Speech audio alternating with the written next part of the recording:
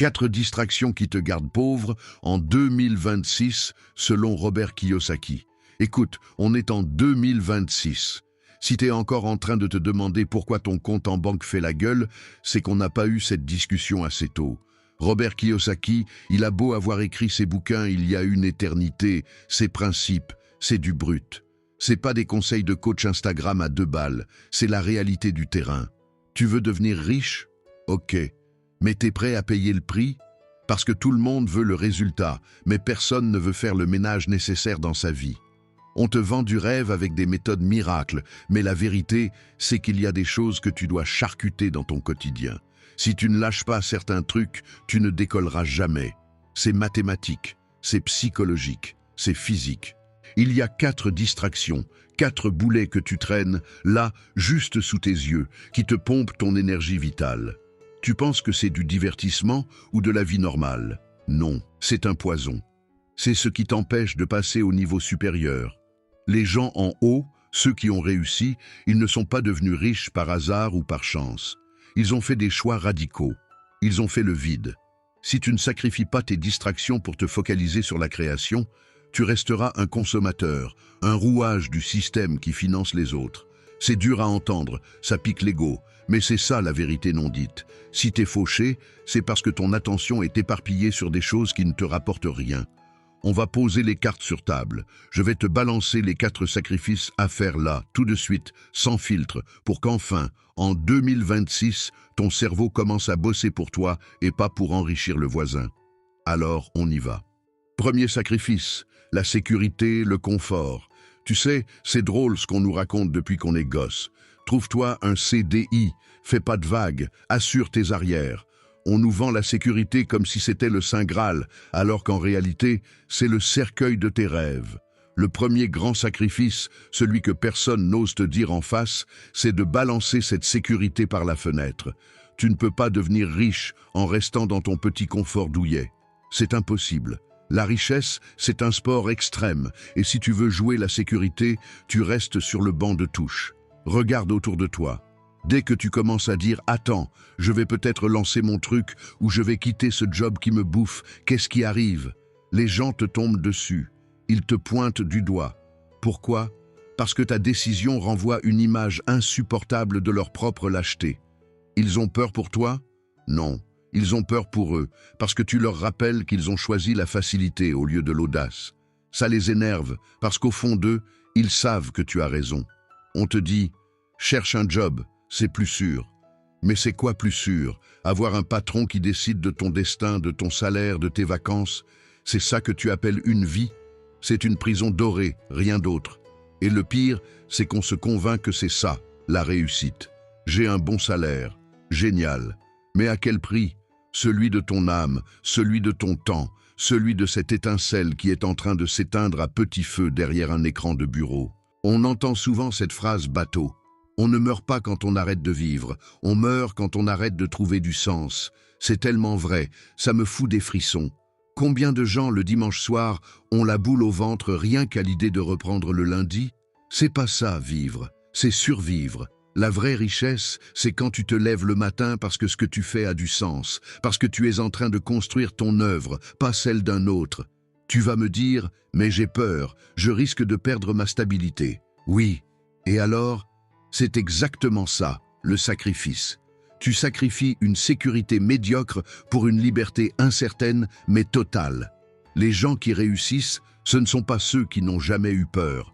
Ce sont ceux qui ont compris que la pire des insécurités, c'est de rester sur place.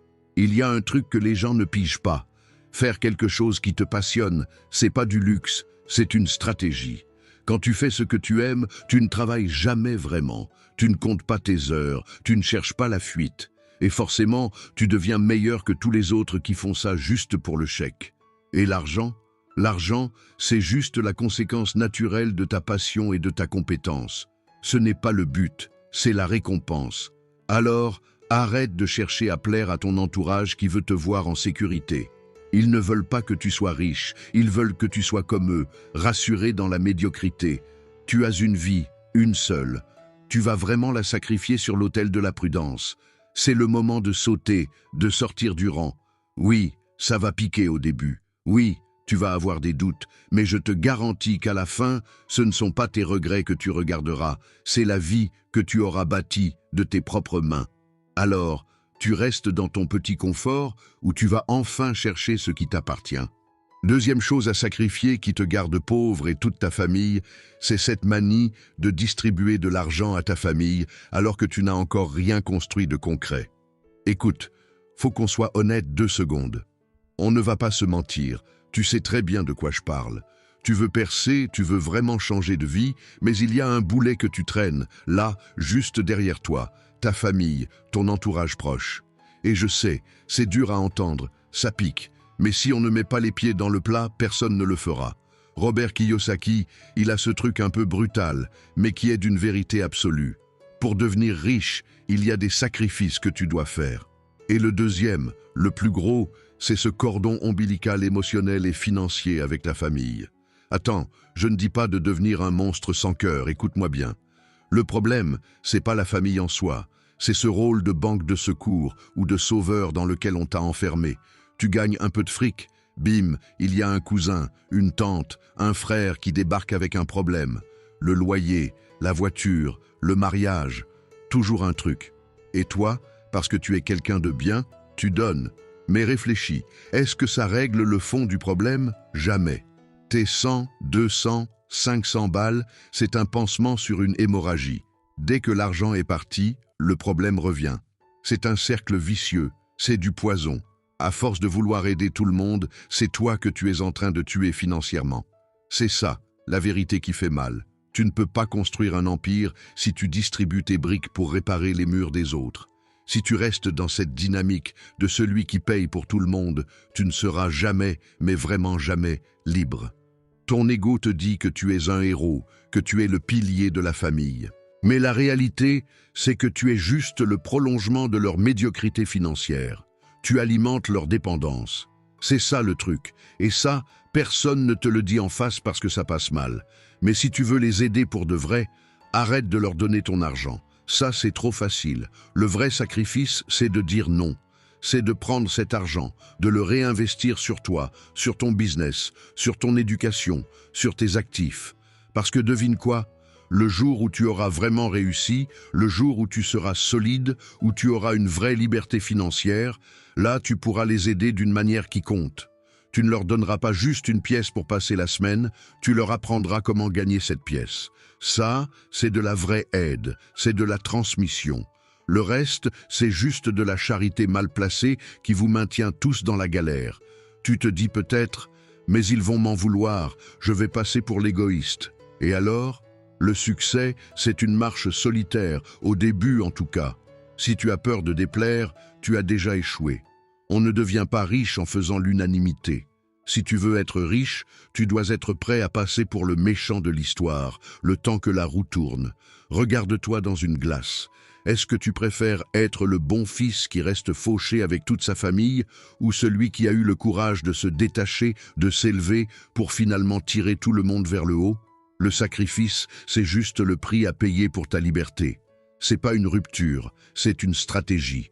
Alors, tu es prêt à être l'égoïste qui réussit ou tu préfères rester le généreux qui stagne? C'est le moment de choisir. Troisième sacrifice, les distractions inutiles. La télévision, les réseaux pour se divertir sans créer, la politique, les foot, la vie des autres. Des bruits inutiles. Franchement, faut qu'on parle d'un truc qui fait mal. On vit dans une époque où ton attention c'est devenu l'or noir du 21e siècle. Tout le monde, je dis bien tout le monde, veut un morceau de ton cerveau. Ton téléphone, c'est une machine à sous conçue pour te garder accroché, pour vider ton temps de cerveau disponible. Et pendant que tu scrolles, pendant que tu regardes la vie des autres défiler dans ton flux, devine ce qui se passe? Ton futur, lui, il est en train de prendre la poussière. Le troisième sacrifice, et celui-là il est non négociable si tu veux vraiment sortir du lot, c'est de tuer tes distractions. Je ne dis pas d'être un moine ermite, mais sérieusement, tu passes combien d'heures par jour à regarder le foot, à suivre la politique ou à mater des séries sur Netflix pour décompresser? Décompresser de quoi? D'une journée où tu n'as rien construit pour toi-même. On se ment à soi-même. On utilise ces trucs-là comme des anesthésiants. C'est la réalité qui est trop lourde à porter, alors on se réfugie dans le bruit. La télé, les réseaux sociaux, les débats inutiles sur Twitter, c'est du poison, pur et simple. Ça ne te nourrit pas, ça ne te rend pas plus intelligent. Et surtout, ça ne remplit pas ton compte en banque. Ça sert juste à te donner l'illusion que tu vis quelque chose, alors que tu es juste un spectateur. Et c'est ça qui est grave. Tu deviens un spectateur de ta propre vie. Kiyosaki, il a raison sur ce point. Les riches créent, les pauvres consomment. C'est binaire. Soit tu es celui qui produit quelque chose, du contenu, un service, un produit, une valeur, soit tu es celui qui consomme ce que les autres produisent. Si tu passes ton temps à consommer, tu es en train de financer la richesse de quelqu'un d'autre. Chaque fois que tu regardes une vidéo de divertissement, tu offres ton temps le plus précieux, ton temps de vie, à quelqu'un qui, lui, a compris comment transformer ce temps en argent. Tu te dis, oui, mais j'ai besoin de décompresser. Bien sûr. Mais est-ce que tu ne crois pas que la vraie décompression, c'est de savoir que tu ne dépendras plus jamais d'un patron ou d'un salaire de fin de mois? Ça, c'est la vraie liberté. Le reste, c'est du camouflage. Regarde la politique, le foot, les potins. Ce sont des distractions volontairement bruyantes. Ça sert à diviser les gens, à les maintenir dans un état de colère ou d'excitation superficielle. Ça occupe ton esprit pour t'empêcher de réfléchir à ta propre stratégie, à ton prochain coup, à comment sortir de la boucle. Si tu es occupé à débattre d'un match de foot qui ne changera pas ta vie, tu n'es pas occupé à analyser tes finances ou à apprendre une compétence qui te rapportera gros. C'est mathématique, ton énergie est finie. Chaque goutte que tu verses dans la distraction est une goutte que tu ne verses pas dans ton succès. La vérité, c'est que la plupart des gens ont peur du silence. Ils ont peur du moment où ils se retrouvent seuls avec eux-mêmes et leurs ambitions, parce que là, ils réalisent qu'ils n'ont rien commencé. Alors, ils allument la télé. Ils lancent un podcast de divertissement. Ils font n'importe quoi pour étouffer cette petite voix qui leur dit « Tu pourrais faire tellement mieux. Tu veux devenir riche? Apprends à t'ennuyer. Apprends à être seul avec tes pensées. Le moment où tu arrêtes de vouloir être diverti, c'est le moment où tu commences à devenir créatif. Au lieu de regarder les autres vivre, commence à te demander « Qu'est-ce que je peux créer qui va faire en sorte que les autres me regardent ?» C'est un sacrifice douloureux au début, parce que tu vas te sentir déconnecté, tu auras l'impression de rater des choses. Tu ne sauras pas ce qui se passe dans les news, tu ne connaîtras pas les derniers résultats sportifs. Mais devine quoi? Pendant que le monde sera en train de s'agiter pour des choses qui n'ont aucun impact sur leur compte en banque, toi, tu seras en train de bâtir tes fondations. Au final, c'est un choix entre le plaisir immédiat et la liberté future. Le divertissement, c'est la récompense que tu te donnes quand tu as fini de construire. Pas avant. Tant que tu n'es pas là où tu veux être, ton divertissement, ça doit être ton travail. Ça doit être ton apprentissage. Ça doit être ton business. Fais ce sacrifice. Coupe le bruit. Reviens au centre de toi-même. Le prix à payer, c'est juste un peu de confort social. Mais le gain, c'est une vie que tu ne voudras plus jamais anesthésier. Tu es prêt à éteindre la télé pour de bon ou tu préfères encore le spectacle? Quatrième sacrifice, la victimisation latente. Alors là, on attaque un gros morceau. Celui-là, c'est le poison le plus lent, mais le plus mortel de tous, le costume de victime. Tu sais, c'est ce truc qu'on enfile tous dès qu'un truc foire. C'est à cause de l'État, c'est parce que je suis encore étudiant. Si seulement j'avais eu de la chance. Regarde les riches, ils sont nés avec une cuillère en argent, blablabla. On connaît la chanson par cœur. Et honnêtement, ça me fatigue. Attends, laisse-moi être direct. Ton ego adore ça. Pourquoi? Parce que quand tu es la victime, tu n'es pas responsable. Et si tu n'es pas responsable, tu n'es pas coupable de ton échec. C'est ultra confortable, hein? Tu te dédouanes de tout. Le problème, c'est que tant que tu restes dans ce rôle, tu es littéralement en train de signer ton arrêt de mort financière. Tu attends quoi, en fait? Que le président, que Macron, que Trump ou je ne sais quel politicien vienne sonner à ta porte avec un chèque. Soyons sérieux 2 secondes, personne ne viendra te sauver. Personne. La vie, c'est une jungle, pas une garderie. Tout le monde s'en fout de tes excuses. Tes problèmes, c'est ton business, et c'est à toi et seulement à toi de les régler. Quand tu dis « je suis encore étudiant, quand je vais finir ça, je vais commencer », C'est juste de la procrastination déguisée en patience.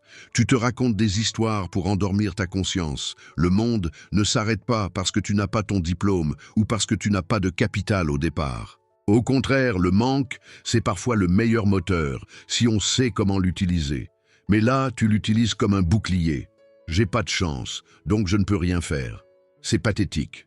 La chance, c'est ce qui arrive quand la préparation rencontre l'opportunité. Si tu ne fais rien, tu ne risques pas d'en croiser, de la chance.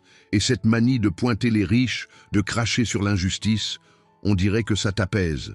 Ça te donne bonne conscience de te dire que s'ils sont là-haut, c'est par magouille ou par héritage. C'est faux. Oui, il y a des injustices, c'est évident. Mais est-ce que hurler après l'injustice va remplir ton frigo? Est-ce que ça va t'apprendre à investir? Non. Ça ne fait que nourrir ton amertume. Et l'amertume, mon pote, c'est le contraire de l'attraction. Le quatrième sacrifice, c'est celui-là. Le sacrifice de ton ego de victime. Tu dois tuer cette voix intérieure qui te dit que le monde te doit quelque chose. Il te doit rien du tout.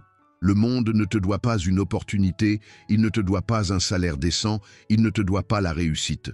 Tout ce que tu auras, c'est ce que tu iras arracher. La clarté, c'est ça. Le jour où tu arrêtes de chercher des coupables, tu commences à chercher des solutions. C'est immédiat.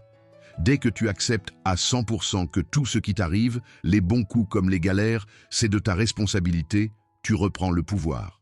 C'est terrifiant, je sais, parce que tu ne peux plus accuser personne, mais c'est la seule façon de devenir riche. Tu veux te plaindre des politiques? Vas-y, perds 3 heures de ta vie sur Facebook à faire ça. Mais ne t'étonne pas si à la fin du mois, tu es toujours à découvert. Pendant que tu perds ton temps à analyser les erreurs des autres, tu ne construis pas ton propre empire. C'est comme si tu étais sur un bateau qui prend l'eau et que, au lieu d'écoper, tu passais ton temps à insulter la météo. Tu vas couler, c'est inévitable. Sacrifie l'attente, sacrifie l'espoir qu'une aide extérieure va tout régler. C'est dur, oui. C'est brutal, oui. Mais c'est là que tout bascule. Le moment où tu réalises que tu es ton seul et unique sauveur, c'est là que tu deviens dangereux, au bon sens du terme. C'est là que tu commences à chercher des moyens de faire de l'argent, de créer de la valeur, au lieu de chercher des excuses pour expliquer pourquoi t'en as pas. Alors, tu arrêtes de jouer les victimes, tu arrêtes de regarder les autres avec jalousie, tu te remets au boulot avec la conviction que personne ne va te tendre la main et que c'est tant mieux. C'est ce jour-là, et pas avant, que la roue va vraiment commencer à tourner pour toi. Le monde ne changera pas pour toi. C'est toi qui dois changer pour dominer le monde. Ça t'excite ou ça te fait peur? Parce que c'est là que se joue la différence entre ceux qui rêvent et ceux qui encaissent. Voilà, tu as les 4 clés. Maintenant, c'est à toi de choisir. Tu continues à te bercer d'illusions ou tu passes à l'action. La richesse, c'est pas un coup de chance, c'est le résultat de tes sacrifices quotidiens. Tu ne peux pas avoir la vie de tes rêves en gardant les habitudes de tes échecs. Ça va faire mal, tu vas perdre des gens, tu vas sortir de ta zone de confort, mais c'est le seul chemin. Arrête de consommer, commence à créer. Arrête d'attendre, commence à agir. En 2026, sois celui qui décide de son destin. Alors, tu commences quand ?